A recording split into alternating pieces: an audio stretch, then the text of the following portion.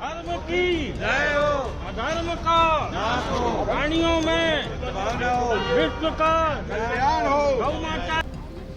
अब उन्होंने कोई अनुसंधान किया होगा, उनसे पूछना होगा कि ये किस अनुसंधान के फलस्वरूप आपको ये जानकारी मिली है, और फिर वो जो बताएंगे उसी अनुसार ना हम बोल सकेंगे। अभी तो उन्होंने अपनी बात कही है, कोई अनुसंधान उन्होंने किया होगा, अध्ययन किया होगा इस बारे में, क्योंकि हम लोग तो ये जानते हैं कि चातुर्वर्ण्यम मया सृष्टम, गीता में भगवान ने कहा है चातुर्वर्ण्यम मया, मया माने मेरे द्वारा सृजित किए गए हैं। तो अब सवाल ये है कि वो किस अर्थ में कह रहे हैं, किस अध्ययन के आधार पर कह रहे हैं, उनकी बात जानने के बाद ही इस बारे में ज़्यादा कहा जा सकता है। ये जो बयान है इसको मौजूदा वक्त में किस तरह से देखते हैं सर? चूँकि रामचरितमानस को लेकर भी बड़ा विवाद चल रहा है, प्रतियाँ जलाई जा रही है, फिर मोहन भागवत जी का ये बयान देना।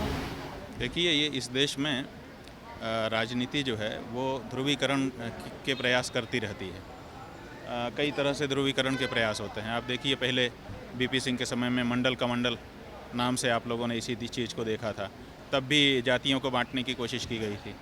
अभी फ़िलहाल इस समय धर्म के आधार पर गोलबंदी है, ध्रुवीकरण है। अब इसको ख़त्म करके कुछ लोग चाहते हैं कि जो बहुत बड़ा हिंदू समुदाय है, इस हिंदू समुदाय में दो भाग कर दिए जाएं, अगड़े पिछड़े का, और फिर कोई अगड़े की राजनीति करे, कोई पिछड़े की राजनीति करे, इस तरह से सत्ता पर आसीन हो जाएं।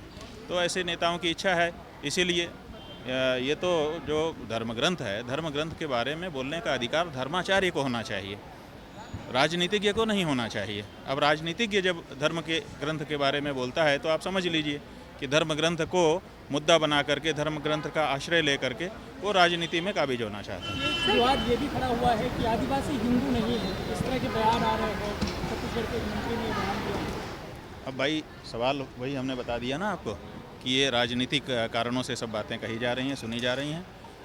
धार्मिक दृष्टि से ऐसी कोई बात नहीं है, किसी धर्माचार्य ने ऐसा नहीं कहा है, और धर्माचार्यों ने सदा जोड़ने का कार्य किया है, तोड़ने का कार्य राजनीतिज्ञ करते हैं, क्योंकि तोड़ करके माने बांटो और राज करो वाला एक सिद्धांत है जो अंग्रेज़ों के द्वारा हम लोगों को मिल गया है, और हमारे राजनीतिज्ञ उसी का अनुसरण करते रहते हैं।